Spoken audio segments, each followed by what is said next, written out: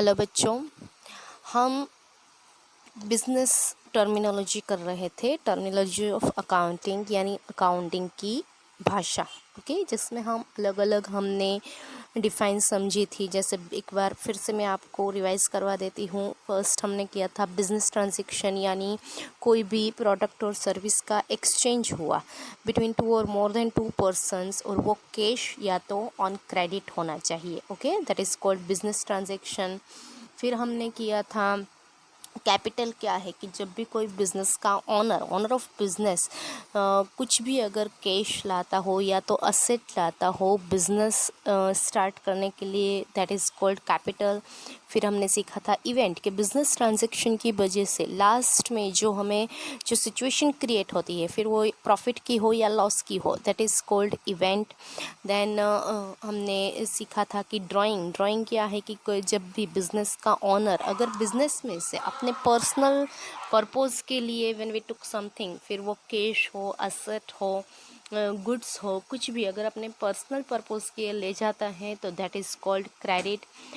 Then we understood liability. What is liability? So liability में अगर हमें लायबिलिटी मीन्स के हमें किसी को अगर कुछ देना हो, कि जैसे हमने कुछ क्रेडिट पे परचेस किया हो, चाहे गुड्स हो, एसेट्स हो, या तो कोई भी amount payable for borrowed money, कि हमने किसी के पास से मनी बोरो किया हो और उसको हमें देना हो, so that is called liability. Then हमने उसके लायबिलिटी के दो टाइप्स भी सीखे थे, on the basis of relation internal and external liability, and on the basis of time current liability and non current liability. Current liability is liability which is less than 1 year, and non-current liability is more than 1 year, कि वो 1 year से ज़्यादा होती है। फिर हमने सीखा था असेट्स यानी कोई भी टेंजिबल या इनटेंजिबल प्रोडक्ट हो, कोई भी जो हमें हो, जो हम यूज़ करते हो अपने बिज़नेस के लिए, जिसकी ऑनरशिप अपने बिज़नेस की होती हो, वो इसको कहते हैं हम असेट्स। फिर असेट्स में हम कर रहे थे उसके types of assets, okay. So types of assets में आता है assets, tangible or intangible product or item which is the ownership of business and his economic value होती है, उसको बोलते हैं assets, okay। so आज हम करेंगे types of assets, okay। so types of assets में सबसे पहले आएगा current assets, जो हमने already किया था,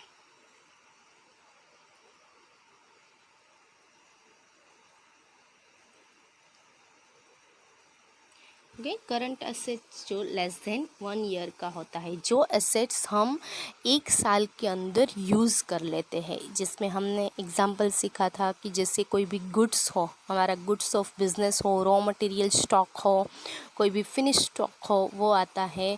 हमारे बिल रिसीवेबल हो, हमारी बैंक बैलेंस हो, हमारी कैश बैलेंस हो, जिसको हम 1 साल के अंदर यूज़ कर लेते हैं, उसको बोलते हैं current assets, okay.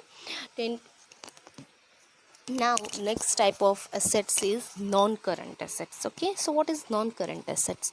Non-current assets are identified on the basis of time, like more than 1 year, कि जो assets हम 1 साल के अंदर यूज़ नहीं करते हैं, बट जिसका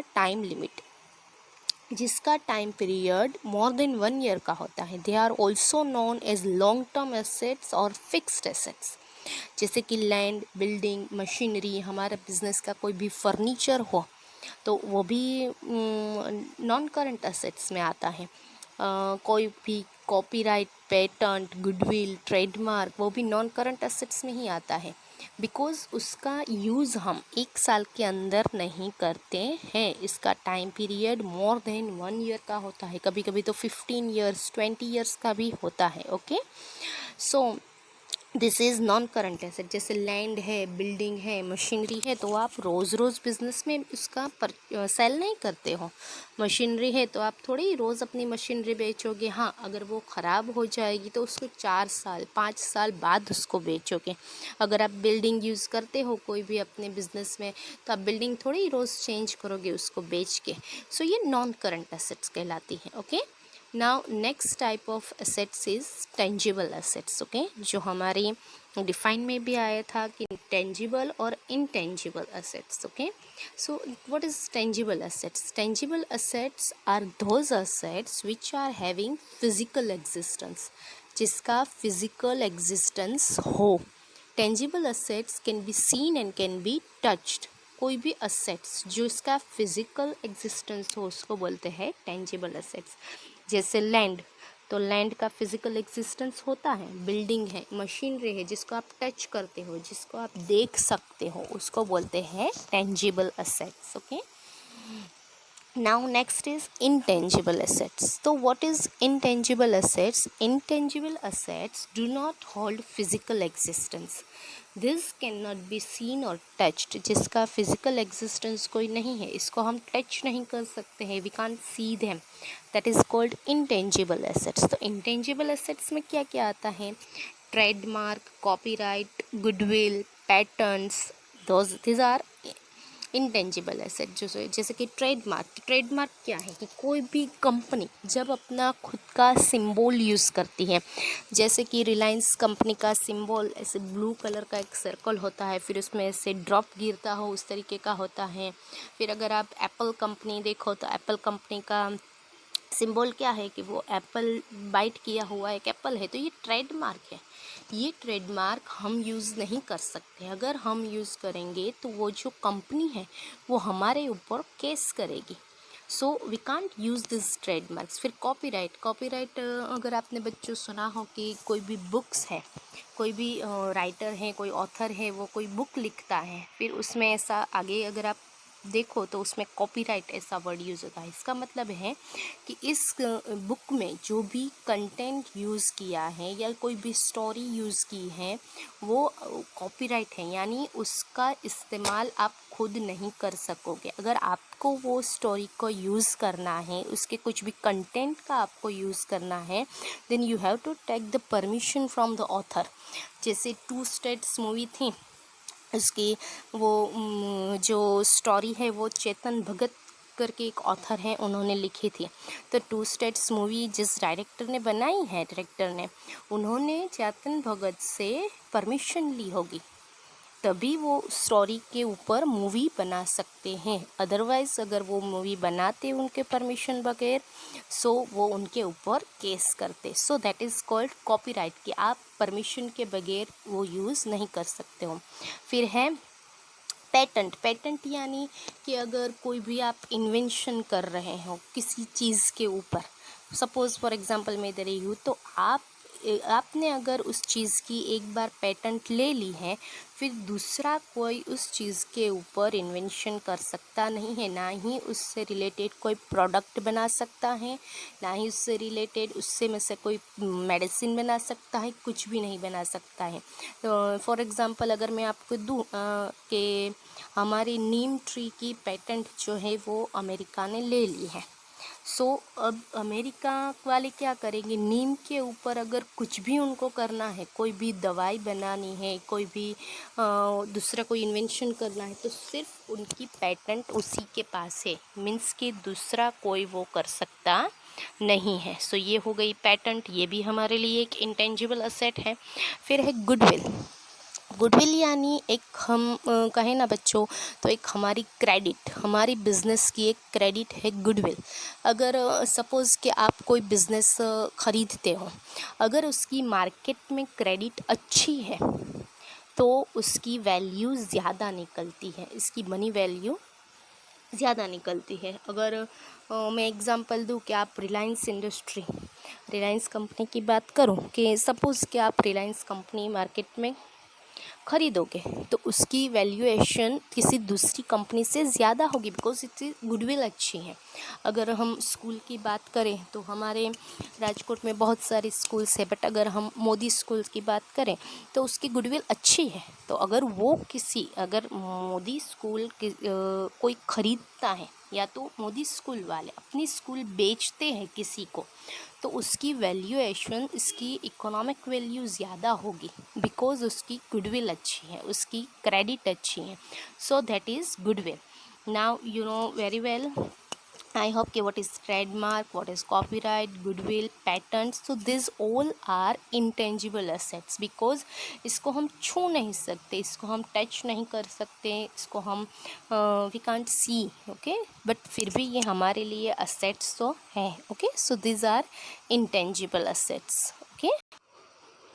So now our next asset is liquid assets. Okay, what is liquid assets?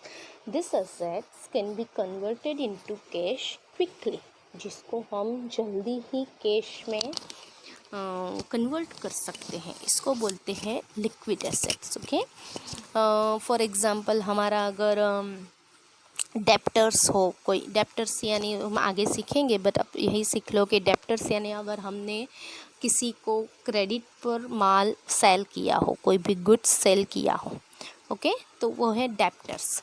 So bill receivable है कोई भी, तो जिसको हम इजीली कैश में उसको हम बोल सकते हैं कि चलो भाई अभी आपका टाइम पीरियड ख़त्म हो गया, आप अभी हमें पैसे दे दो. सो ये है liquid assets. Okay, all current assets excluding stock are recognised as liquid assets. Okay, कोई भी करंट एसेट्स सिवाय स्टॉक के वो है लिक्विड एसेट्स. ओके,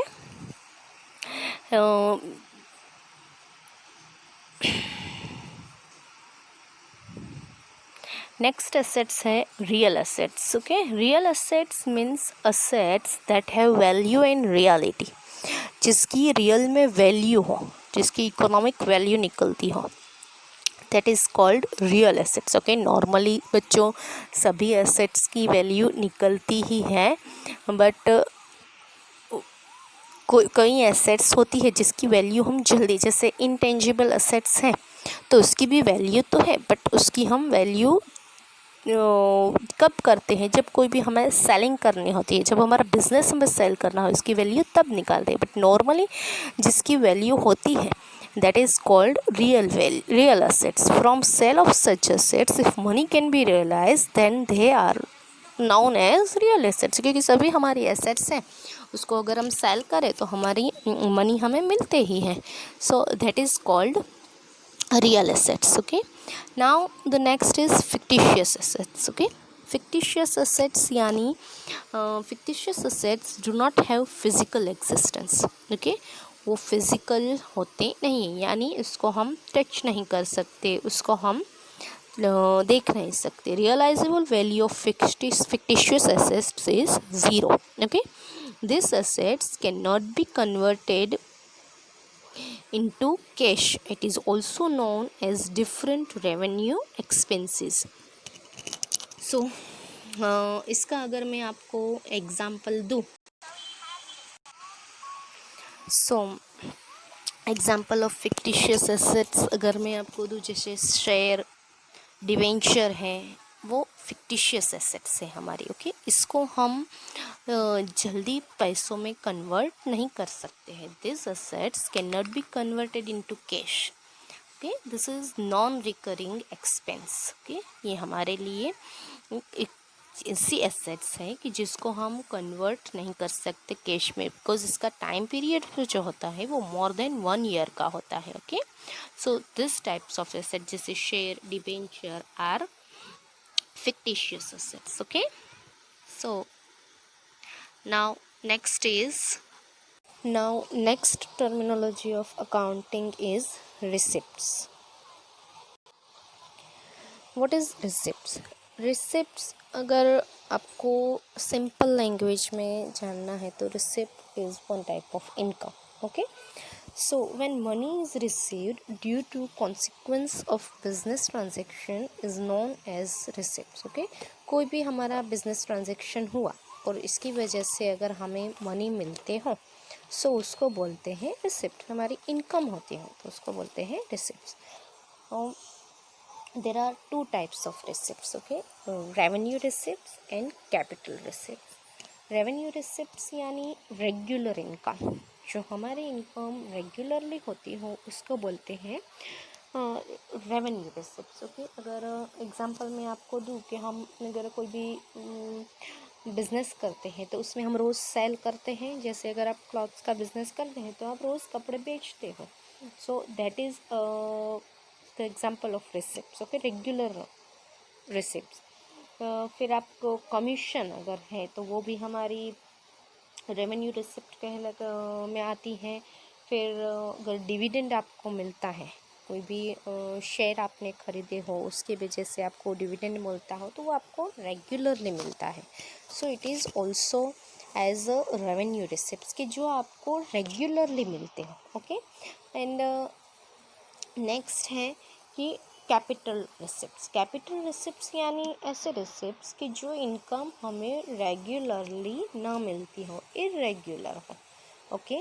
जैसे कि फॉर एग्जांपल मैं आपको दूँ कि असेट्स हैं, तो आप रोज़ थोड़े ही अपनी असेट्स जो है वो सेल करोगे। आप अगर कोई मशीन यूज़ करते हो अपने बिजनेस में तो रोज़ उसको थोड़े ही सेल करोगे। हाँ, अगर वो ख़राब हो जाए या तो आपको कोई नया मशीन लेना हो उसकी जगह पर, तो आप उससे करोगे ना।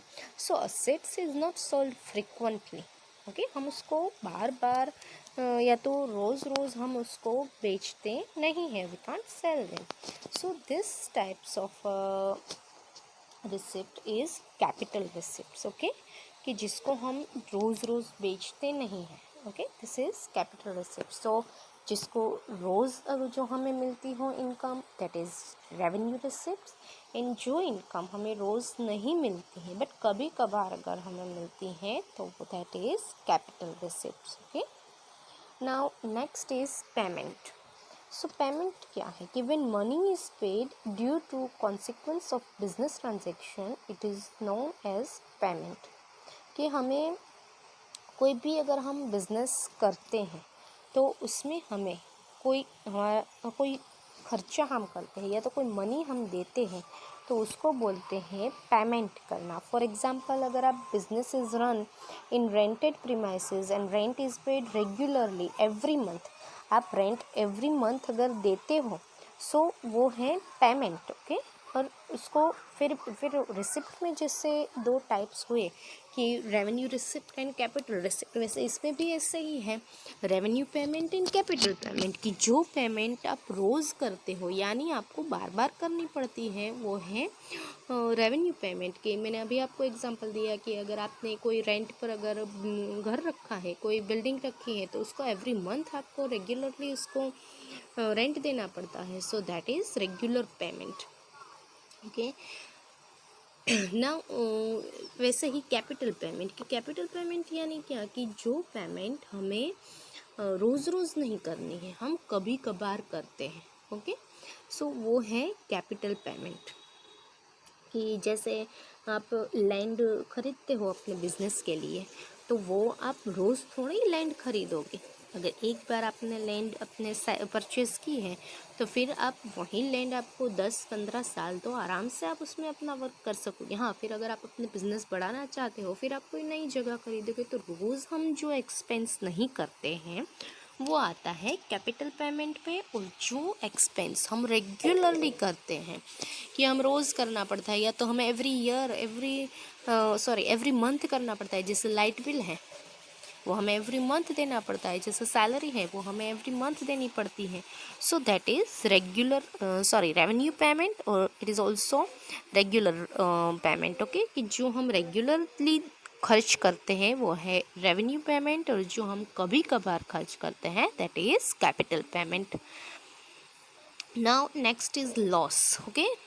So what is loss? The excess of expenses over incomes of the business is called loss। कि हमारी इनकम है उससे ज़्यादा अगर हमारे एक्सपेंसेस हैं, so that is called loss. So इसमें भी दो टाइप्स हैं, जैसे पेमेंट और रिसिप्ट में थे, वैसे लॉस में भी टू टाइप्स हैं। कि एक तो है रेवेन्यू लॉस एंड एक है कैपिटल लॉस। रेवेन्यू लॉस यानी कि जो लॉस हमें रेगुलर होता है, okay, that is revenue loss. और जो लॉस हमें रेगुलर नहीं होता है वो that is irregular, that is irregular loss.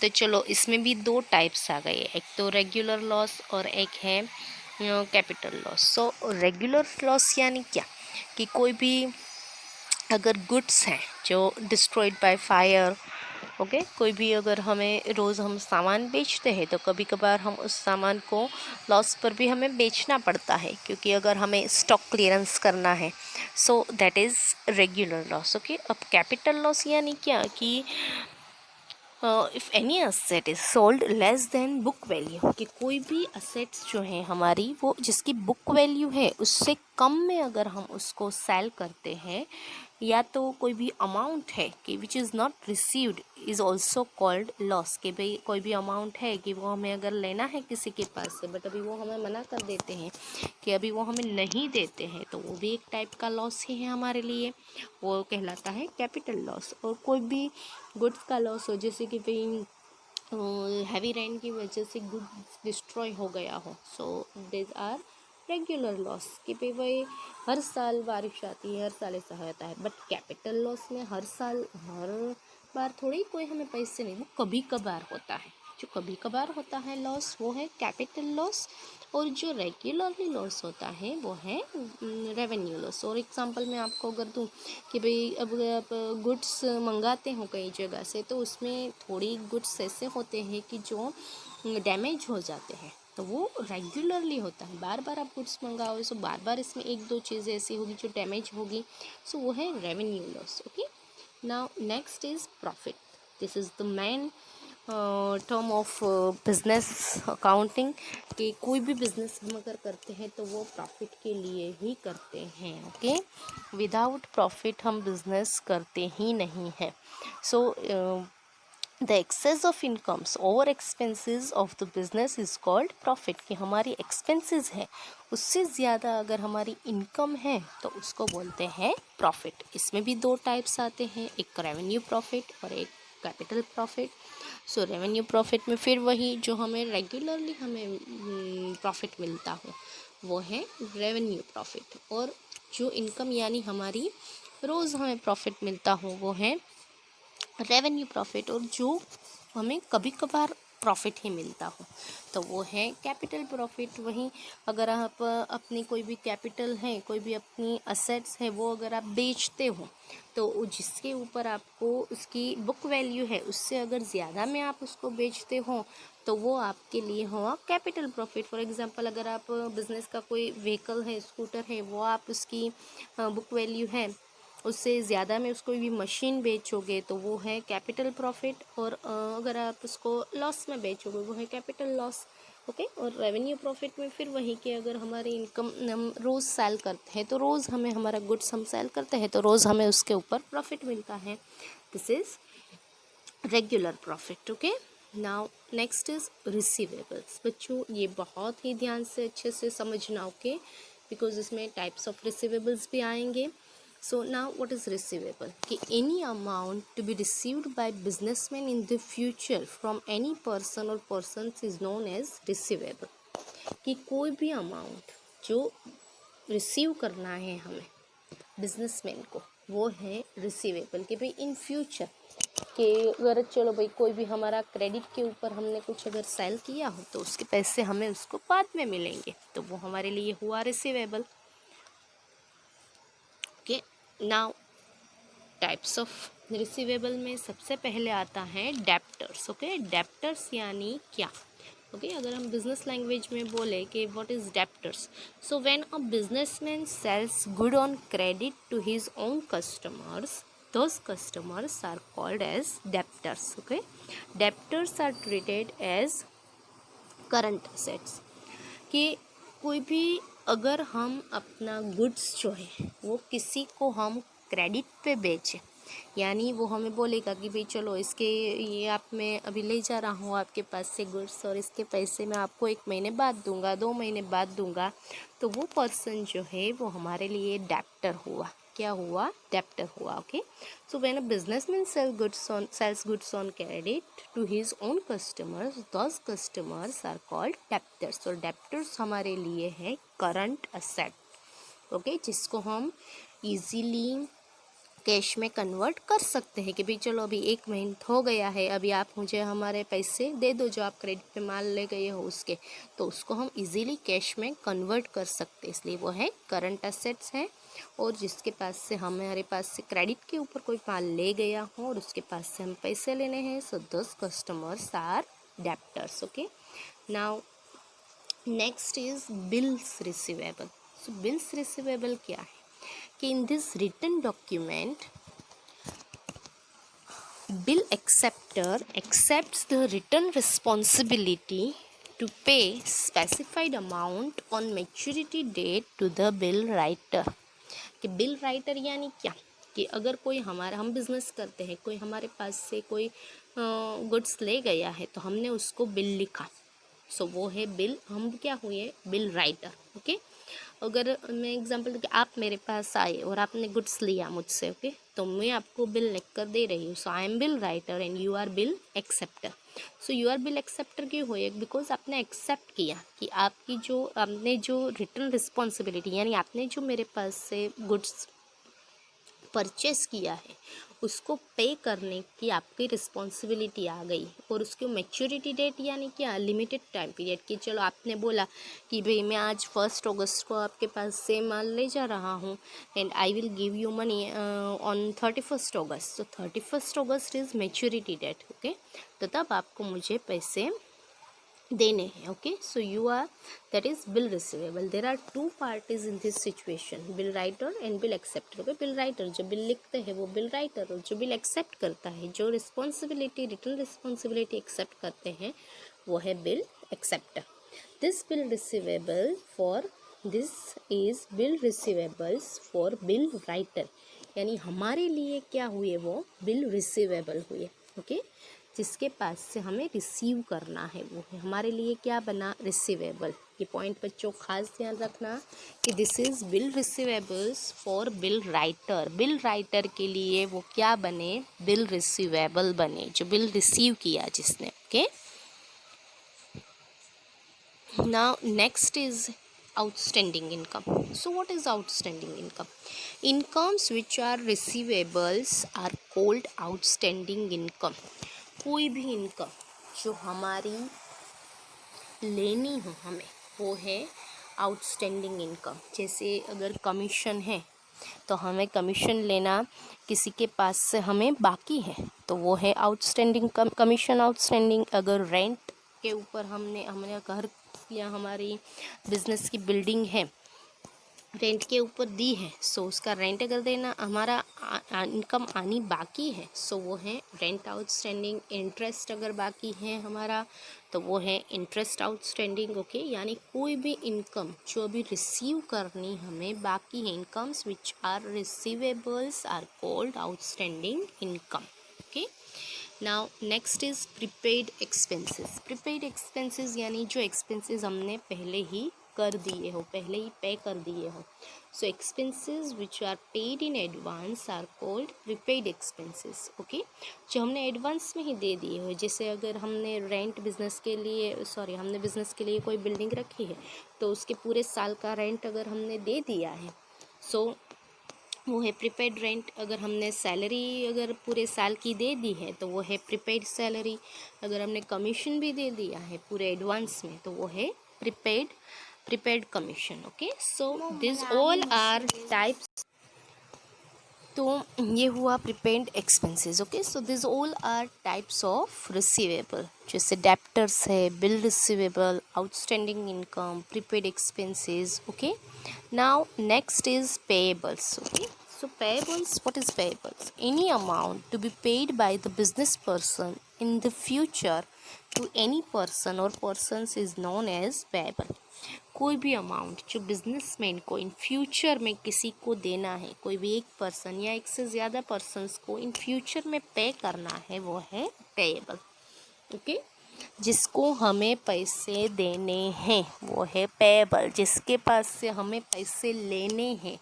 Okay, तो वो डेप्टर्स, रिसीवेबल्स, फिर outstanding income, prepaid expenses. Okay, now payables means any amount to be paid by the business person in the future to any person और persons is known as payables. Okay, so अभी types of pebbles यानी उसके भी types हैं, जैसे creditors. Okay, तो creditors यानी क्या कि when a businessman purchase goods on credit that particular person becomes creditor of business. Okay, जब भी बिजनेसमैन कोई भी परचेस करता है कोई भी गुड्स किसी के पास से क्रेडिट पर यानी कैश नहीं देता है, उसको बोलता है कि आफ्टर सम टाइम, कोई भी उसको टाइम लिमिट देता है कि इसके बाद मैं आपको पैसे दे दूंगा, सो वो है बिजनेस के लिए वो क्या बना, becomes creditor of business. Okay, creditor are also treated as current liability. Okay, creditor जो है वो हमारी करंट लायबिलिटी है. जैसे डेप्टर्स हमारी करंट असेट्स थी, वैसे क्रेडिटर्स जो है वो हमारी करंट लायबिलिटी है, यानी हमारी करंट रिस्पॉन्सिबिलिटी है. हमें उसको अगर हम जब भी वो कहें हमें उसको पैसे देने होंगे. ओके, हम उसको मना नहीं कर पाएंगे कि भाई चलो मैच्योरिटी डेट आ गई, अगर वो हमारे पास पैसे लेने आएगा तो हमें उसको पैसे देने होंगे. Okay, so types of payable में सबसे पहले है creditors. Okay, so now next is bill payable. okay, so in this written document bill acceptor accepts the written responsibility to pay specified amount on maturity date to the bill writer. कि जो भी bill writer है, किसी के पास से अगर हमने कोई भी गुड्स परचेस किया हो तो सामने वाला जो है वो हमें बिल लिख कर देगा, तो वो क्या बना, बिल राइटर, और हम बने बिल एक्सेप्टर. ओके, हम जो हम एज अ बिजनेसमैन मैं आपको बात कर रही हूँ कि हम बने बिल एक्सेप्टर, और जिसके पास से हमने परचेस किया हो वो हमारे लिए बना bill writer. There are two parties in this situation, bill writer and bill acceptor. Okay, this is bill payable for bill acceptor. Okay, bills payable यानी bill acceptor, जो बिल एक्सेप्ट करता है. बिल एक्सेप्ट किसने किया, हमने किया, businessman ने किया, तो हम क्या बने, बिल पेएबल बने, यानी हमें उसको पैसे चुकाने हैं. ओके, नाउ उसी तरह है आउटस्टैंडिंग एक्सपेंसेस. आउटस्टैंडिंग एक्सपेंसेस यानी क्या कि expenses which are payables are called outstanding expenses. जो हमें एक्सपेंसेस देना बाकी है वो है outstanding expenses. For example commission outstanding, rent outstanding, अगर हमें उनको देना है सो वो है outstanding income, outstanding expenses. Okay, now next है प्रीपेड इनकम. प्रीपेड इनकम यानी किसी ने अगर हमें पहले से ही दे दिया है, so incomes which are received in advance are called prepaid incomes. कि चलो भाई हमने बिज़नेस का हमारा कोई घर था वो हमने रेंट पे दिया, तो उन्होंने हमें पहले से ही पूरे साल का या 6 महीने का रेंट दे दिया है, सो वो हमारे लिए क्या बना, प्रीपेड इनकम, कि जो हमें पहले से ही मिल गई है. okay, so prepaid rent, prepaid interest, prepaid commission, etc. These all are types of payable. Okay, once again types of receivable में आया debtors, bill receivable, outstanding income and prepaid expenses. Okay, so bills payable में types of payables में क्या क्या आया, creditors, bill payable, outstanding expenses and prepaid incomes. Okay, now next term is cost. What is cost? To produce any product or to provide any service, whatever expenses are required, the sum of these expenses is cost. जैसे कि raw material cost, labour cost, okay, etcetera. For example कि to produce any product और to provide any service, कि कोई भी हमें अगर product का प्रोड्यूस करना है या तो कोई भी हमें सर्विस देनी है, तो उसके लिए कोई भी अगर एक्सपेंसेस करना हो तो दो sum of this expenses is cost. For example अगर मैं आपको एक एग्जांपल मैं आपको दूँ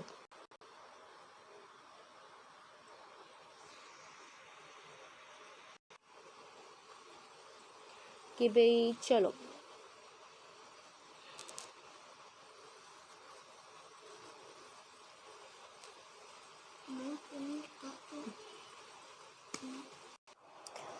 व्हाट इज़ कॉस्ट? एक एग्जांपल मैं आपको दूँ कि चलो भाई मैंने 5,000 रुपीज़ का परचेज़ किया गुड्स, ओके। तो अभी उसको मेरे ऑफिस पर, मेरे बिजनेस की जो बिल्डिंग है वहाँ पर लाने का खर्च हुआ 1,000 rupees, okay. So total cost goods की मुझे कितनी पड़ी? 6,000 rupees, okay. So this is cost, okay. कोई भी अगर एक्सपेंसेस हमें हुआ हो, कोई भी गुड्स हमने प्रोड्यूस किया हो या तो उसका सर्विस हमने दी हो, तो उसके लिए हमें जो भी एक्सपेंसेस करना पड़ता है वो है cost, okay.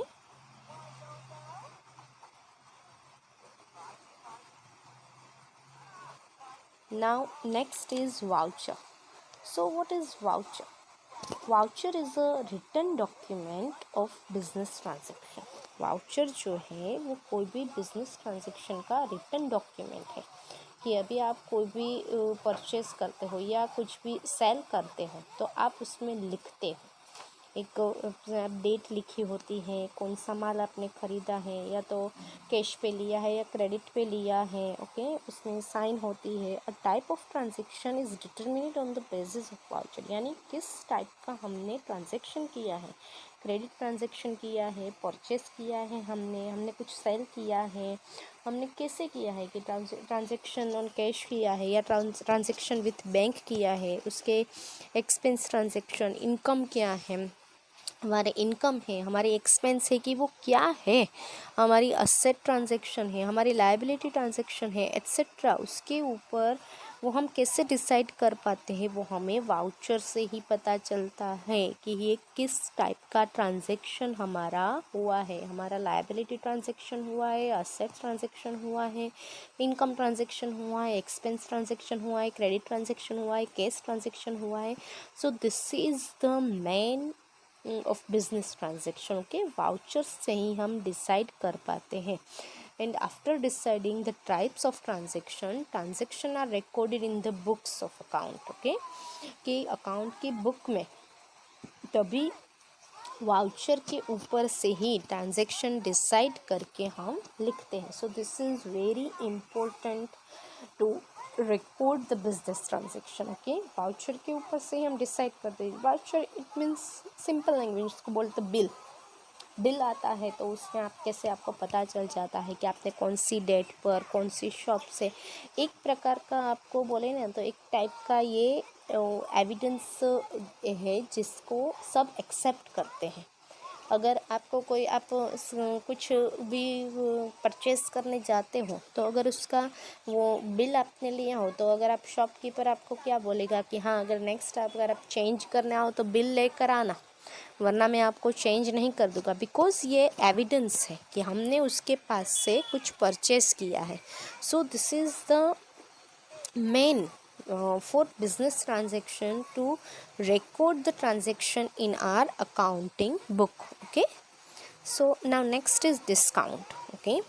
What is discount? कि many times from total amount of purchase or sales as per condition certain amount is deducted and net amount is paid, okay. कभी कभी कई बार ऐसा होता है कि जो भी आप कुछ परचेस करते हो या तो कुछ सेल करते हो तो उसके जो सर्टेन अमाउंट है उसमें से कुछ कम करके आप वो परचेस करते हो या तो आप वो सेल करते हो। तो वो जो कम किया है पैसे वो है डिस्काउंट। फॉर एग्ज़ाम्पल आप 100 रुपये में कोई चीज़ बेचते हो 100 रुपीज़ में, कि चलो भाई कोई कस्टमर आया तो आप उसको 90 रुपीज़ में वो सेल करोगे, तो जो 10 रुपीज़ है वो हुआ discount, okay. The amount which is deducted from the total amount is known as discount, okay. कि कोई भी चीज़ का टोटल अमाउंट जितना है उसमें से अगर हम कुछ पैसे कम लेते हैं तो वो है discount, okay. Now types of discount, okay. So सबसे पहले है ट्रेड डिस्काउंट। ट्रेड डिस्काउंट यानी क्या कि at the time of sales a business person deduct certain percentage और amount from sales price, it is known as trade discount. जैसे आपका कोई रेगुलर कस्टमर आपके पास से कुछ लेने आता हो ओके। सो चलो, तो आप उसको 10,000 रुपये का फॉर एग्जांपल आपके पास से 10,000 रुपीज़ का सामान वो आपने सेल किया है, तो आप उसको 2% कम लोगे उसके पास से कि भाई चलो मुझे 2% यानी 10,000 का 2% कितना हुआ 200 रुपीज़, तो आप उसके पास से 200 रुपीज़ कम लोगे, यानी उसके पास से आप लोगे 9,800 रुपीज़। तो जो ये 200 रुपीज़ है वो क्या बना, ट्रेड डिस्काउंट, उसको बोलते हैं ट्रेड डिस्काउंट। ट्रेड डिस्काउंट की एक मेन अगर उसकी स्पेशल क्वालिटी उसको बोले तो वो क्या है कि trade discount is not recorded in the books, वो बुक्स में रिकॉर्ड किया जाता नहीं है। ओके, बिकॉज वो डायरेक्ट उसको रिकॉर्ड में आप क्या लिखोगे कि भाई आपने 9,800 का गुड्स जो है वो सेल किया है, आप डायरेक्ट उतना ही लिखोगे। 200 भले ही आपके लिए लॉस है, बट बिजनेस में वो काउंट होता नहीं है। ये खास ध्यान रखना बच्चों कि कि ट्रेड डिस्काउंट जो है वो बिजनेस में रिकॉर्ड होता नहीं है। It is not recorded in the books. Okay, so now next is cash discount. Okay, cash discount यानी क्या? ट्रेड डिस्काउंट हम सबको नहीं देते हैं, जो कस्टमर हमारा रेगुलर कस्टमर है उसी को हम देते हैं।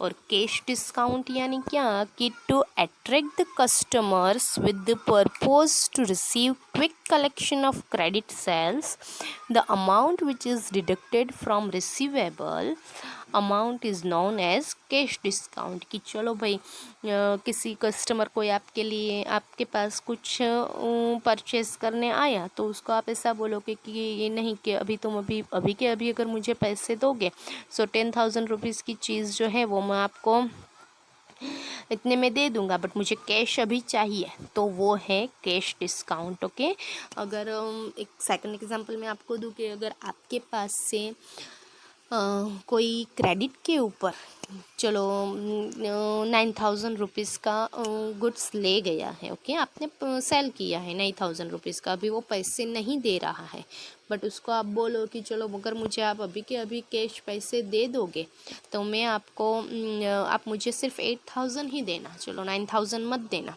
बट मुझे चाहिए अभी के अभी। सो वो है cash discount. Okay, but cash discount जो है वो रिकॉर्ड होता है, it is recorded in the books. Okay, सिर्फ ट्रेड डिस्काउंट ही हमारी अकाउंट बुक में रिकॉर्ड नहीं होता है, बट कैश डिस्काउंट हमारी बुक में रिकॉर्ड होता है, because it's one type of loss, क्योंकि हमें जल्दी उसके पास से चाहिए। ओके, रिसीवेबल के पास से हमें पैसे चाहिए जल्दी, इसलिए हम उसको कैश डिस्काउंट देते हैं। क्विक कलेक्शन हमें करना है, रिसीव करना है, क्विक कलेक्शन हमें करना है, इसके लिए हम उसको कैश डिस्काउंट देते हैं। ओके, वरना वो हमें हमारे पैसे नहीं देता है, बट अगर हमें पैसे जल्दी चाहिए उसके पास से, तो उसको हम अट्रैक्ट करने के लिए हम उसको कैश डिस्काउंट देते हैं, एक quick collection of credit. Okay, so this is cash discount and trade discount, यानी हम अपने रेगुलर जो हमारे कस्टमर हैं उसको ही हम देते हैं, हम सबको देते नहीं हैं। और कैश डिस्काउंट हम किसी को भी दे सकते हैं कि अगर हमारे पैसे हमें वापस चाहिए तो हमें उससे कुछ ग्रीड करना पड़ेगा, हमें उसको कुछ लालच देनी पड़ेगी कि तो ही वो हमारे पैसे जल्दी निकालेगा। Okay, now types of discount में थर्ड है discount received. Okay, so when a businessman purchases goods and pays less amount which is not paid is called discount received। कि हम कुछ परचेस करते हैं, ओके, तो जो हमें कोई डिस्काउंट अगर हमें मिलता है कि भाई हमने 10,000 रुपीज़ का परचेस किया, तो हमें 2% डिस्काउंट के हिसाब से 10,000 का 2% हुआ 200, तो हमें जो 2% हमें जो डिस्काउंट मिला वो है discount received. Okay, this is a income of business कि हमने डिस्काउंट रिसीव किया है किसके पास से, यानी उसने पैसे हमें कम देने पड़े हैं। ओके, डिस्काउंट अलो यानी क्या कि when a businessman sells goods जब हम गुड्स सेल करते हैं and receives less amount which is not received is called discount allowed. Okay, this is expense of business. हम अगर किसी को देते हैं डिस्काउंट तो वो हमारे लिए डिस्काउंट अलोव हुआ. ओके, और वो हमारे लिए एक एक्सपेंस हुआ, एक खर्च हुआ. Okay, so this is recorded in account. But सिर्फ क्या कौन सा डिस्काउंट रिकॉर्ड नहीं होता है? Only trade discount. Okay, remember this things बच्चों. Now this is very important term of accounting, depreciation. Okay, depreciation क्या कि पहले हम अकाउंट की लैंग्वेज में जान ले, फिर मैं आपको सिंपल लैंग्वेज में बताऊंगी कि डेप्रिसिएशन क्या है. कि every year the value of assets is reduced by certain rate. कि एवरी ईयर जो है वो हमारी असेट्स की जो वैल्यू है वो रिड्यूस होती है.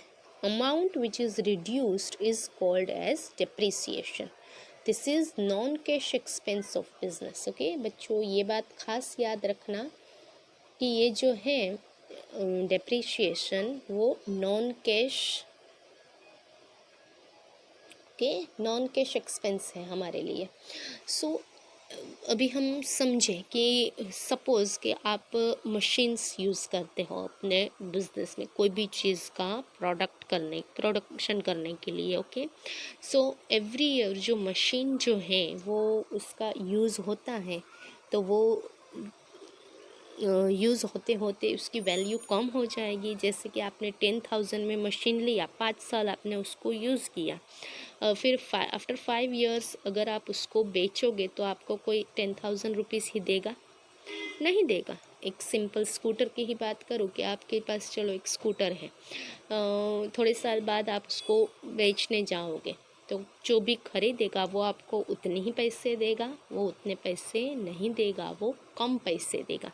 बिकॉज़ वो क्या बोलेगा कि नहीं, ये तो आपने यूज़ किया है, इतने साल तो आपने यूज़ किया, तो अभी ये ख़राब हो सकता है, जल्दी ख़राब हो सकता है, तो उसकी वैल्यू रिड्यूस हुई.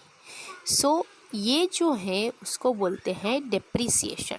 कि 10,000 रुपीज़ का आपने मशीन ख़रीदा है, अगर 5 साल बाद आपको उसके 8,000 मिले तो जो 2,000 रुपीज़ हैं वो आपके लिए डेप्रिसिएशन कहलाता है. उसको बोलते हैं घसारा. सिंपल लैंग्वेज में बोलते हैं घसारा. Okay, depreciation. सो ये नॉन कैश एक्सपेंस है. उसमें हमें कैश नहीं देना पड़ा है, बट हमें उसकी वैल्यू कम मिली है, कोई भी चीज़ की वैल्यू हमें कम मिली है.